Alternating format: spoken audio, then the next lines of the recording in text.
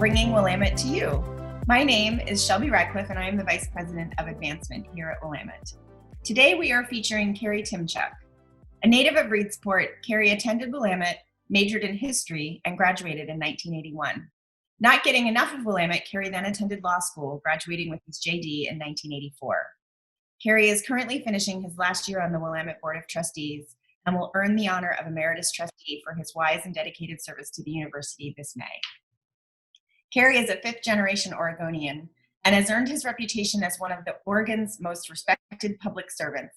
His career includes service as a Marion County Deputy District Attorney, legal counsel to U.S. Congressman Denny Smith, Director of Speechwriting to U.S. Secretary of Labor Elizabeth Dole, Director of Speechwriting and Legal Counsel to U.S. Senator Bob Dole, and Oregon Chief of Staff to U.S. Senator Gordon Smith. Whether in or out of the political arena, Kerry has earned a statewide reputation for his effectiveness, bipartisanship, civility, and good humor. It was no surprise then when the Oregon Historical Society tapped Kerry to become its executive director in 2011. The Oregon Historical Society is dedicated to making Oregon's long, rich history visible and accessible to all.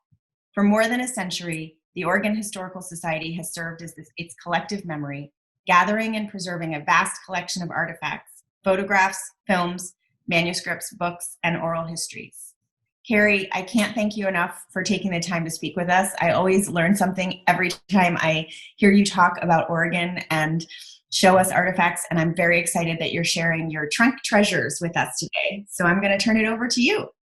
Well, thank you, Shelby. It's great to be here. And who knew back when I was a history major at Willamette that I would end up here at the Oregon Historical Society? And part of that, or a good share of it, is due to credit Willamette University, because when I was hired for this job here, the chairman of the board, who came up with the idea of rushing me to see if I'd be interested in doing this, was Jerry Hudson, who of course was president at Willamette when I was at Willamette University. And a fun story is I was student body president at Willamette my junior and senior year, and I was the student on the search and screening committee when we were hiring a new president. So I guess I had a little role to play in Jerry getting that job. And then he returned the favor, a few years after that, and helping me to get this job. So, but it's been a pleasure to be here. It's been 9 years now I've been at OHS. So things are going well. Like everyone, we're learning how to adjust and persevere through these historically surreal times. One of the first things we did was, one of our great assets we have at OHS are the handwritten journals and diaries, including Jason Lee's diary, of course, the founder of Willamette, that the pioneers kept as they came across the trail. And right after this started, the shutdown here, the coronavirus situation, we issued a call to Oregonians to share with us their journals and diaries and experiences, their hopes, their fears. So we in turn can save those, and then a year, a decade, a century from now, we'll be able to show them and share them with Oregonians who can look back at this remarkable time and see how people were reacting and adjusting. So, and we've had hundreds and hundreds and hundreds of submissions come in terms heartbreaking, heartwarming, very raw and emotional and honest, from high school seniors talking about missing their prom and missing graduation, to parents talking about the pressure of having to be the full-time caregivers, and teachers at home. A lot of them sharing one common theme, especially at the beginning, was the eternal hunt for toilet paper. That's something that a lot of Oregonians were going through and could identify with. But so we will have those here in the treasures for our collection. And speaking of treasures, we have some 85 to 90,000 artifacts in our collection. 20,000 maps, 25,000 books, untold millions and millions of photographs, and of course millions of feet of video tape. The largest collection of Oregon material, of course, anywhere. And I have a little trunk right here. I joke it's my football, like the nuclear football that the presidents have. And in the trunk are a few of our most precious items that I occasionally liberate and show, because I'm a big believer that history gets a bum rap. In school, everyone says, oh, it's just memorizing names and dates and places. Well, it's so much more than that. It's stories of victory and defeat and life and death and setbacks and accomplishments and drama, comedy as well. It's just, history is just fascinating. And now there's so much attention, as you know, Shelby, placed on STEM, science, tech, engineering, math in the K through 12 system. And history and social studies and civics has been getting, in my view, short shrift lately. So I think one of the ways to get people, all ages, 9 to 90, more interested in history is to let them get up close and personal with it, to touch it and feel it. So contrary to the wishes sometimes of our museum professionals, and I liberate some of our items and bring them around, as you know, Shelby, to share. And we had a great, we have a 100,000 square foot warehouse at a secret location in Gresham. And as I say, what is more sexy and mysterious than a secret location in Gresham? But we had a great event last year for some of Willamette's biggest friends and donors out at the vault. And they came out and for a dinner at the vault, and then a tour of our 100,000 square foot warehouse, which is, everybody is there is just endlessly fascinated by it. You go around one corner and there is the control panel for the Trojan nuclear plant, of course, in Oregon. You go around another corner and there's a horse-drawn hearse, without the horse, but with the hearse and with a wicker casket still in back, and just endless array of fascinating, historic, iconic objects. And I have some of the most iconic ones with me today that I'll share with you. And I like to start with our oldest artifact, which is this. You can see that. Looks harmless enough, but it is a piece of this, which I bet some people out there know, is the Willamette meteorite. Largest meteorite ever to hit North America, was 6 feet by 10 feet, weighed 16 tons. And this little piece here is fairly heavy, 32,000 pounds. It hit, geologists believe, in present-day Montana or British Columbia, and then was washed down to Oregon in the Ice Age floods, the Missoula floods that transformed the landscape of the Northwest. But imagine a flood so powerful that it brought a 16-ton meteorite from Montana to Oregon. That's even more powerful than the millstream at Willamette. So it sat undetected for centuries on end, who knows how long, until the first Oregonians, who were, of course, the Native Americans, the indigenous people. They found it. They regarded it as a piece of the moon that had been sent down for their spiritual ceremonies, which wasn't a bad guess. Obviously, it was from a planet that exploded in outer space, and eventually a piece worked its way into our atmosphere. The tribes, the indigenous people, would gather around the meteorite and drink the rainwater that had collected in its indentations, or would dip their arrows in the rainwater in hopes that would keep them healthy, help the arrows fly true. The tribe eventually, of course, moves on, moves away, is moved off the land, loses sight of the fact that it was there. It sits again for who knows how many years in present-day Lake Oswego, West Lynn area, where it ended up. It sits again until 1902, when a Welsh immigrant farmer, this gentleman right here, named Ellis Hughes, he had the land next door to where the meteorite had landed and was logging illegally on his neighbor's property. You can see it was a very wooded, forested area. He happens upon the meteorite, realizes what it is, and decides he has to have it. Well, his first thought, somewhat honest, was to just buy the land next door without, of course, telling the owners what was on it. And ironically, given that the meteorite is 91% iron, it ended up on a piece of property owned by the Oregon Iron and Steel Company. Can't make this stuff up. So he's only a poor farmer. He can't raise the money. His next idea, a little less honest, steal it. So armed with nothing more than a horse and his teenage son, he spends 3 back-breaking months devising a system to get this 16-ton meteorite 3/4 of a mile over his property line. Involves tying the poor horse to some sort of contraption, or the horse walking around in endless circles, slowly lifts the meteorite out of the ground. And then the ground is too marshy for it to move with it, like anything. So he has to build this Flintstone-like railroad cart out of logs, log wheels you can see, to put it on, and then has to build a piece of track because the ground doesn't support it without moving the piece of track. So every time the horse would pull this the little cart so many feet, he would have to pick up the track and move it. 3 months later, none for the wiser. He gets it over to his property line, and then being a good entrepreneur, a good small businessman, maybe an early graduate of the Atkinson School, he puts a shack around it and starts charging 25 cents admission. People flock out to see it. They ride the trolley, which there was back then from Portland to Lake Oswego area, then walk a couple miles down by the Willamette River where it was to see this amazing discovery. Folks from the Smithsonian come out to see it. I mean, this was the largest meteorite ever hit North America. Much talk, much national attention about this amazing discovery.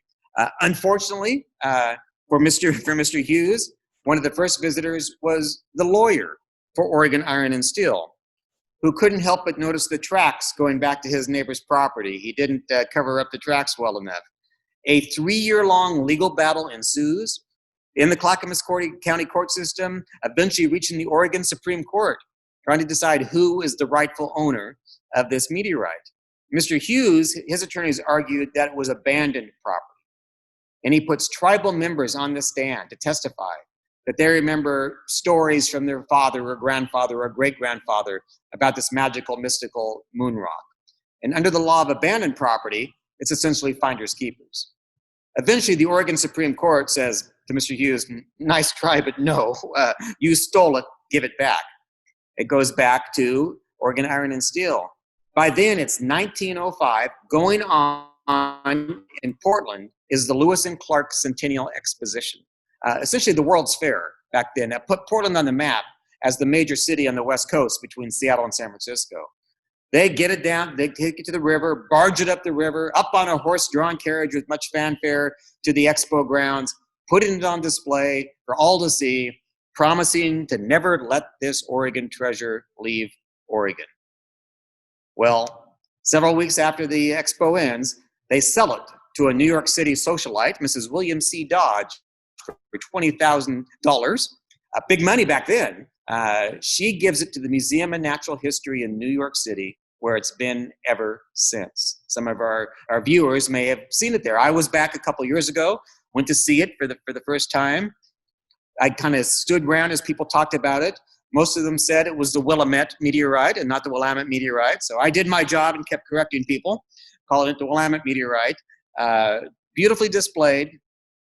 A couple years ago, to bring the story full circle, the tribal descendants, who are now the Grand Ronds, descended from the Clackamas tribe, they filed suit under a new federal law called NAGPRA, the Native American Graveyard Repatriation Act, essentially saying it's ours, give it back. And similar tribes have been winning suits across the country for artifacts such as this. So eventually an out-of-court settlement was reached with the museum, where the museum retained the ownership.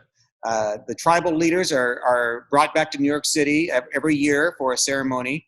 And the museum had to promise that if they ever take it off display, then ownership reverts back to the tribe. But as for now, Oregon's oldest artifact is in New York City, and that's where it will stay.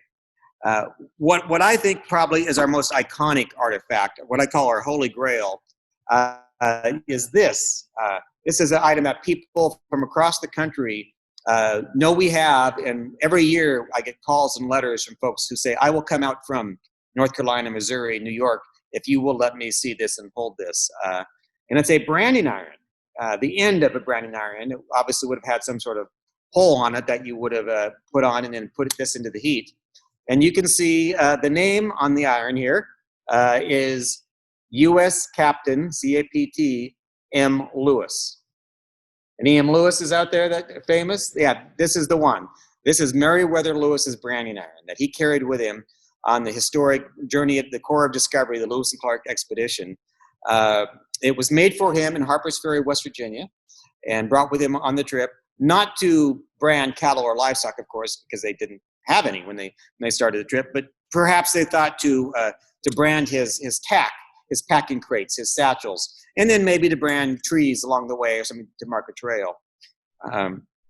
It was found in 1899 in a muddy riverbank near the Dalles, Oregon, and near the Columbia River. And they looked in the Lewis and Clark journals, and there was actually an entry that said traded irons and other goods with tribe. They were on their way back. They're probably trying to lighten their load, got rid of big heavy items like the branding iron. I'm sure the tribal members maybe didn't know what it was, and eventually it was lost over the years and found in 1899 and given to the Oregon Historical Society. It had been founded in 1898. So it remains, as I said, our holy grail. There's a lot of Lewis and Clark buffs out there in the country, many more since, of course, the great book Undaunted Courage by Stephen Ambrose. And the branding iron remains just a item of much interest across the country. We've got a lot of great items here, some wonderful written letters that tell some great stories of history, some really personal stories. And after Oregon became in the fight to make Oregon a state, first we were a territory, and then they looked to making Oregon a state. And we sent two gentlemen back to Washington, D.C. to fight for statehood for us. A fellow named Joseph Lane, who was the first territorial governor, and of course who Lane County would eventually be named after, and a gentleman named Delazon Smith, who was a newspaper man from Albany, Oregon. And they went back to Washington, some 3,000 miles away. You can imagine how long the trip took back then to fight for statehood. It was a long fight for one reason, or a couple of reasons. Well, one, as Oregon looked to become a state, we needed a constitution. So in 1857, 60 gentlemen, and back then it was all gentlemen, of course, gathered in Salem to write the Constitution. And then they sent it to a vote of the Caucasian men of the territory, asking three questions. The first question was, do you approve of the Constitution? Overwhelming vote, yes.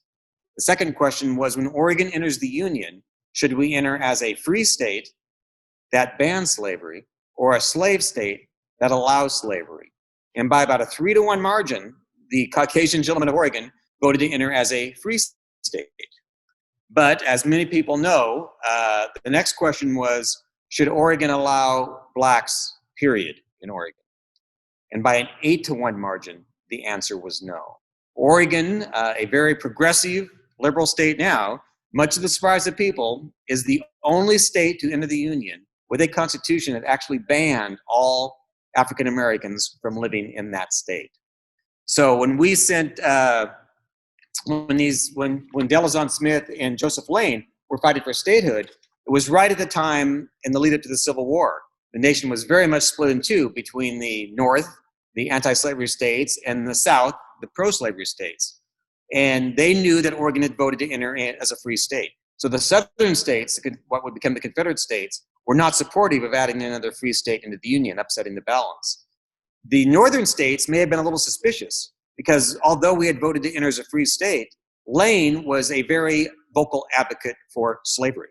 So there was maybe some talk about whether there was some sort of double cross going on here. But eventually, Oregon was approved to enter the Union, of course, on Valentine's Day. February 14th is our statehood day, 1859. We came into the Union as the 33rd state.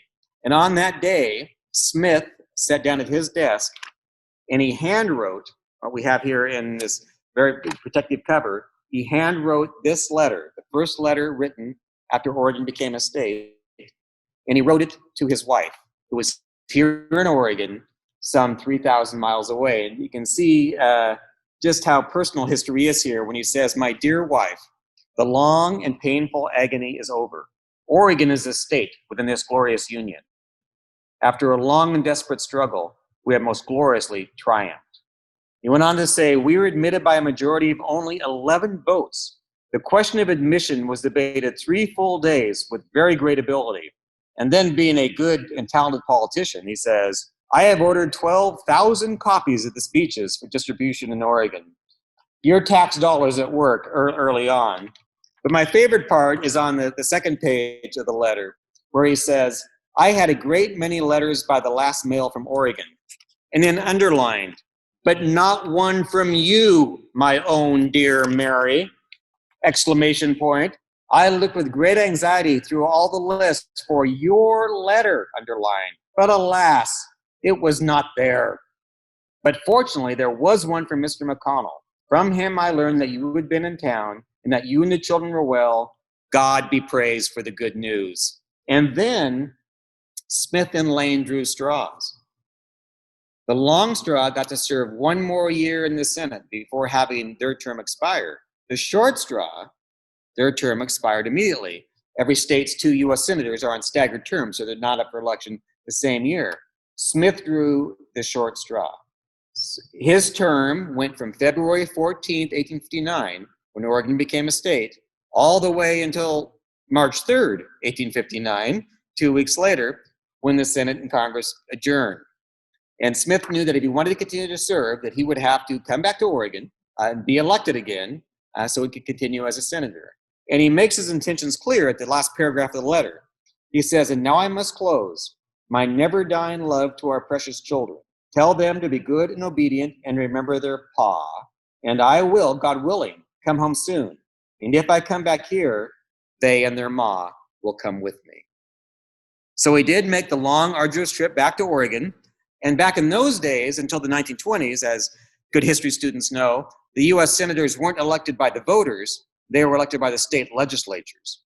It was kind of sort of the House of Lords. The House of Representatives, Congress, was elected by the people, the Senate by the legislators. So he came back intending to run. The legislature back then in 1859 was very closely split here in Oregon between the pro-slavery Democrats and the anti-slavery, what would become the Lincoln Republicans. It was a long fight, and finally the Republicans won out, and they elected a fellow named Edward Baker, who Baker County would be named after, one of Lincoln's great friends who had been in Illinois and had moved out west, first to California and then to Oregon. So Smith never got to go back to Washington, D.C. to serve in the Senate again. Didn't work out too well for Baker either. He went back to serve in the Senate and then quickly enlisted in the Civil War once it began, and was killed early in the war in the Battle of Ball's Bluff, Maryland, the only senator ever to be killed in battle while he was still in the United States Senate. And of course, that's made him a hero and what led to Baker County and Baker City being named after him. Speaking of Mr. Lincoln, I think really one of my favorite items in our collection is this letter, a 3-page, page 1, and there's page 2 and 3. Sorry about the glare there you go. A 3-page handwritten letter from Abraham Lincoln in his penmanship. And back then, of course, you can see everybody had very nice penmanship back then because that's how you had to communicate. And it was written to a fellow here in Oregon named Simeon Francis. Francis was, again, a acquaintance, a friend of Lincoln's from Illinois, who had moved out to Oregon, when kind of the Western expansion was going on, to seek a new life out here. Lincoln, as many of you know, interestingly enough, back in the 1840s, was offered by President Zachary Taylor, the late 1840s, was offered the governorship of the Oregon Territory. He declined, but think how history might have changed had he accepted that job. He probably would not have been involved in national politics to the level he became, never would have been president of the United States, might have ended up, I don't know, as president of some small university that just got started out here in Oregon at the time. Who knows? But this is a handwritten letter from Lincoln to Francis and his friend. And in the letter, written in 1860, in the height of the presidential campaign, he is discussing the campaign. And in the letter, he reflects on the fact that he really has concluded that he's going to win. Because the Democrats had split in two in 1860. The Northern Democrats nominated Stephen Douglas, who was pro-slavery, but not pro-slavery enough. For the Southern Democrats, they spun off, nominated their own candidate, John Breckinridge, who was vice president at the time. And Breckinridge's vice presidential running mate on really what would become the Confederate ticket was a fellow named Joseph Lane, the senator from Oregon, who was so pro-slavery that he enlisted and gave his support to the Southern ticket. And when war came, he supported the Confederate cause. That finally ended his career in Oregon, political career. He came back soon after and retired, where he lived out his life in Roseburg. But the fact that one of Oregon's 2 U.S. senators was the vice presidential nominee of the pro-slavery Confederate ticket is still a little moment in history that most people don't know about. But just a wonderful 3-page handwritten letter from Lincoln, really one of the favorite parts of my collection. Another great letter we have is, well, in 1898, the first executive director was a fellow named George Himes. And back then, soon after that, he wrote to a lot of prominent Americans saying, we founded the Oregon Historical Society. Here's our mission. Here's what we're doing. What do you think? And he got a lot of letters back, including this letter. I'll show you real quick because I'm going to give you the reveal here. It was written by the fellow who was then the governor of New York. And he says, my dear Mr. Himes, I want to thank you for the publications you sent to me, and then to wish you Godspeed in the work you are doing. It is precisely the kind of work which will be invaluable to the future historian who writes the great epics of the colonies of the West.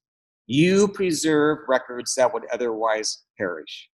It's what we did in 1898. It's what we do in 2020. We preserve records and documents and artifacts, oral histories, you name it, that would otherwise perish.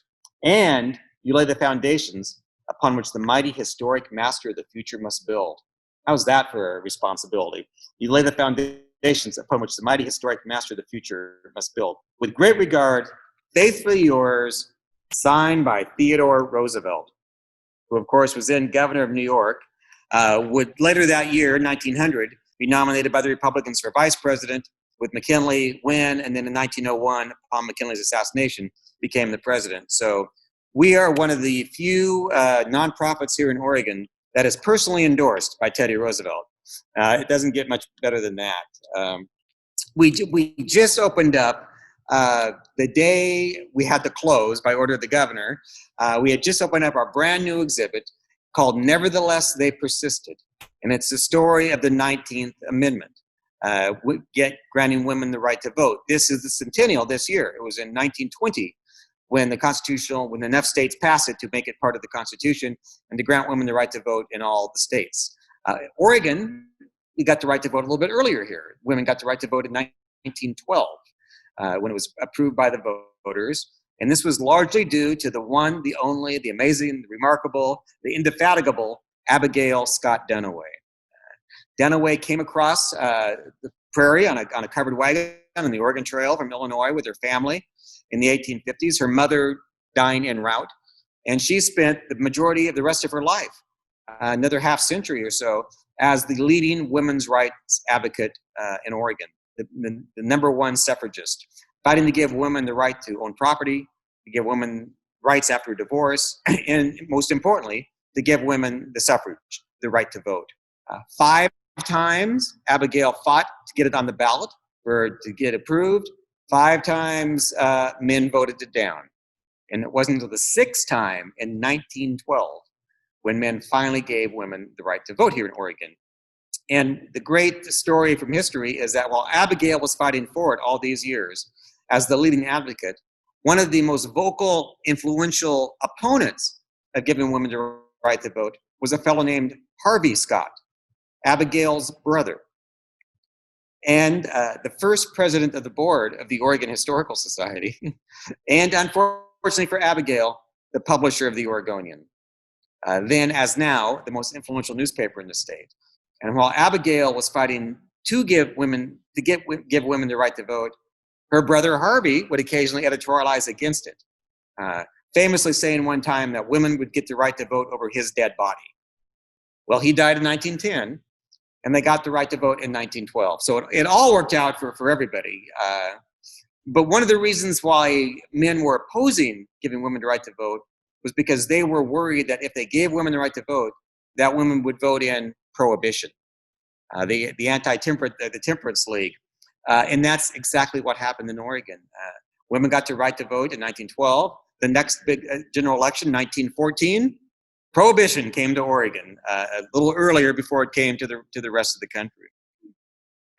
But one of the great items in our collection is this handwritten letter, 2-page handwritten letter to Abigail from Susan B. Anthony, the nation's leading suffragist, of course, who was thanking Abigail for hospitality that they had shown Susan Anthony when she was out here helping in one of the campaigns.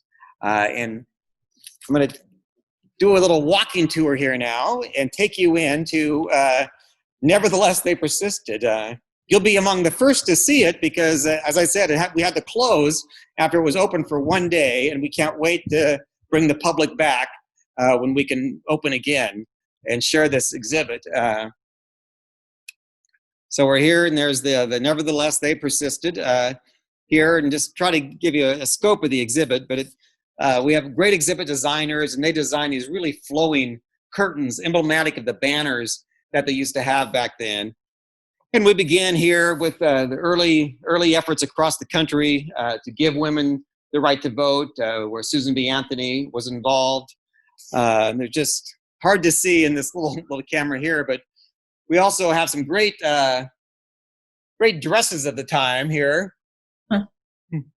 The green dress there. Can you see the green dress? It's we have this locked up because back then to get that color they used arsenic as a dye. Oh wow! Oh, no licking of the dress here. No. Excuse me. But great photos here. We have great photos of and a timeline here on this side of important events as women advanced on to get the right to vote.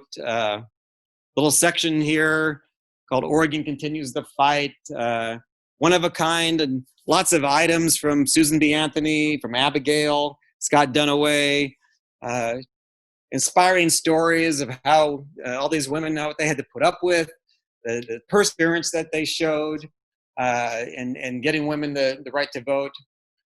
One of the great little known stories of Oregon is 1909. Here behind me, there you see it. Carrie B. Shelton becomes Oregon's acting governor for 2 days and 55 minutes. She was the executive secretary to the governor, a fellow named George Chamberlain, and he was elected to the U.S. Senate. So the Secretary of State was going to succeed him as governor. Chamberlain left for Washington, D.C., but the Secretary of State was ill and could not be sworn in as governor for a couple of days. The tradition at that time, not the law, but the tradition, was that while the governor was out of state, as the governors frequently did to go to California or close by states, then his chief of staff or his executive assistant would become the acting governor. Shelton was the first woman in that role, and when he left the state for 2 days, she had officially had the powers of Oregon governor. She did not really use those powers in those 2 days, but she had them. And she's not listed. Barbara Roberts, of course, is listed as Oregon's first woman governor because she was officially the governor, where Shelton was not. But it's a great little known story that we bring out here in this exhibit. She would later move back to Washington, D.C. to continue working for Chamberlain when he was a U.S. senator. And after his wife passed away, she ended up being his next wife. So they had a long time partnership. We do a great little exhibit here on Esther Pohl Lovejoy, one of the great stories. She was the first woman to be a health officer in a major city. She was the health officer in Portland, helped fight the Spanish flu influenza epidemic, which gripped Oregon back in 1918 and 1919. So over here, we've got some really wonderful items. As Abigail's typewriter is in there. Wow. Kind of a small typewriter back then. Some awards that Abigail got, a whole wall of honor here for Abigail. It's just such an exciting exhibit, and we just can't wait to share it. We've got some interactives where you'll put ballots in and learn more about the fight for suffrage. And of course, I love these. Look at these dresses here. This blue dress there, that is the dress that Barbara Roberts wore when she was sworn in as Oregon's first woman governor. Wow. That Barbara gave us the dress for our collection. And this red dress, which is kind of a little fashionable little mini skirt here, belonged to the one and only Norma Paulus. Of course, Willamette Law alum, great Willamette fan, was the director here at OHS for a number of years after she was in public service. And that's the dress. And Norma was early leader here in women's politics as a state legislator. And then as Secretary of State, the first woman in Oregon ever elected to a statewide position. So Norma lives on in this exhibit. And we end here with, how far we've come. stories about women today, and a great picture here, if I can figure this out, right there behind me. Get out of the way. That's the picture spoiler alert, that I took early last year when Bev Clarno was sworn in as Oregon Secretary of State. Mm-hmm. And it marked the first time that 4 of Oregon's 5 elected officers, statewide elected officials, were women. Governor Brown, of course, Secretary of State Clarno, Attorney General Ellen Rosenblum, and Labor Commissioner Val Hoyle. And they were sworn in, or Bev was sworn in, by Oregon's first woman Chief Justice, Martha Walters. And Bev is a longtime friend of mine, and she asked me to serve as Master of Ceremonies at her swearing in. So I snapped that picture. So now I'm an exhibited photographer here at OHS. Coming out of the exhibit here, and one of our items here, figure out how to get this in here, the picture.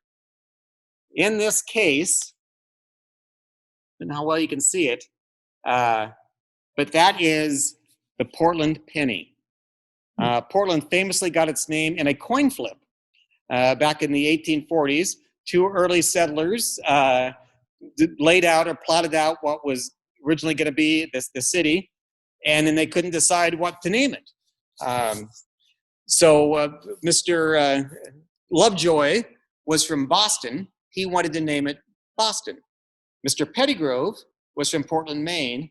He wanted to name it Portland. So unable to make a decision, they flipped the coin we have here on display. 3 flips, whoever got the most heads got to name the city. Mr. Lovejoy from Boston went first, 1 out of 3. Mr. Pettygrove from Portland, Maine went second, 2 out of 3. It's Portland and not Boston. But it could have easily have been the Boston Trailblazers, the Boston Rose Festival, you name it. But worked out, I think, as it should. Portland, we never would have been the biggest Boston, but we're the biggest Portland, and Portland happens to be a port. So it all worked out. Elsewhere here at OHS, a new permanent exhibit called Experience Oregon, which is chock full of every item you can think from Oregon's history. And really, it's a very open and honest look at the good, the bad, and the ugly of Oregon history. And as I say, spoiler alert, there was some ugly, like voting to ban all blacks from living in Oregon. Our job here at the Historical Society, we are not the Chamber of Commerce, we're not the Tourism Bureau, we're the Historical Society. And our job is to tell the truth about the history, the good, the bad, and the ugly, as I say. Most state historical societies across the country are state agencies. Every state has an equivalent of OHS. If I were in Idaho or Washington, I'd be a state employee working for a state institution. We're not. Ever since 1898, when we were founded, Oregon has always been a 501c3, a nonprofit. The state has usually recognized that if not for us, they would have to do some of what we're doing. So usually every session we get a nice appropriation to help us with our work. But our number one ways for fundraising is, as Tennessee Williams once wrote, we depend on the kindness of strangers, of friends and others supporting us here at OHS. We've had we've got some great items from Willamette's history. Every time there's a Willamette event here, as Shelby knows, or occasionally when I'm at a Willamette event at Salem, I'll bring down Jason Lee's diary so people can see it and see his handwriting. He talks about coming here. He talks about giving sermons to the indigenous people, and he writes in the diary, "Oh, how I wish I could speak to them in their language." So you imagine how he went through trying to preach to this, to preach, and when nobody knew really what he was saying. So just another really insight into Oregon's history. But we were here in downtown Portland, 1200 Southwest Park. When we open up to the public, I would invite everyone to come and see Nevertheless They Persisted, see our permanent exhibit, and to really become involved with Oregon history. Our website is www.ohs.org.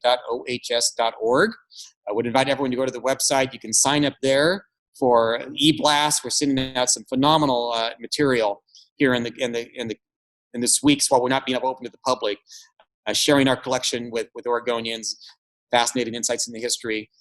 We've got one coming up in a couple weeks. Oregon primary election is coming up in a couple weeks, and we want to pay tribute to Norma Paulus for what she did as Secretary of State, because when she was Secretary of State, was when Oregonians first adopted vote by mail. And thank heavens we have that in this year. You won't see what you saw in Wisconsin. You won't see people lined up at the polls. You won't see people risking their life to vote. Everyone will have voted already because we mandatory vote by mail. Oregonians will start receiving their ballots soon, and we'll have several 2.5, 3 weeks to vote. And it's a great way to vote and safe way. And we do owe a lot of thanks to Willamette's own Norma Paulus. So with that, Shelby, I think I've prattled on a lot here, so I'll stop here and say people are welcome to go to our website, or if they have questions, if they want to write to me, email me. It's Kerry.Tymchuk, Kerry.Tymchuk @ohs.org, and would love to hear from fellow Bearcats. Yes, and I'll put a little shout out for the Oregon Historical Society Facebook page. If you follow, they have really great. I love one little tidbit of information a day, usually, and it's fantastic. And if you're a member of the Oregon Historical Society, you also get their lovely journal. I think it's quarterly. Is that correct? Right. It's called the Oregon Historical Society Quarterly. It has been published since we were founded. It's a scholarly journal with peer-reviewed articles about history, just fascinating. And our winter issue has received national attention. It was an issue devoted to the subject of white supremacy in Oregon, the white supremacy past of Oregon. Really an open and honest look at the past and how Oregon, thankfully, has evolved since then. But it sold out, and we had to reprint 500 more copies because people really wanted to see this history. And as my theory is as long as people are talking about history, then that's good. Yeah. One of my favorite quotes is the great historian David McCullough, who once said that history is who we are and why we are the way we are. Mm-hmm. Who we are and why we are the way we are. So, if you study history, I think you'll learn so much about the past, the present, and the future as well. Well, I cannot thank you enough, Kerry, for taking some of your time, for getting out and going to the Oregon Historical Society so we could be there with you today. I love hearing you speak. Your enthusiasm for Oregon and all of its good, bad, and ugly, as you say, is really remarkable. For those of you who have enjoyed this interview and would like to see more, I encourage you to check out WooStream, which is our virtual programming platform. We have recorded interviews, webinars. We're even working on a podcast with Willamette students that will launch in the fall. And we hope you'll go visit and check out what's there. There's a lot of content being put up every week. We hope you are all staying safe and healthy. And if you need any more information on Willamette's response to COVID-19, please check out the links in the description box or at willamette.edu. So thank you so much. Have a wonderful day. And thank you again, Kerry. This was awesome. Go Bearcats. Go Bearcats.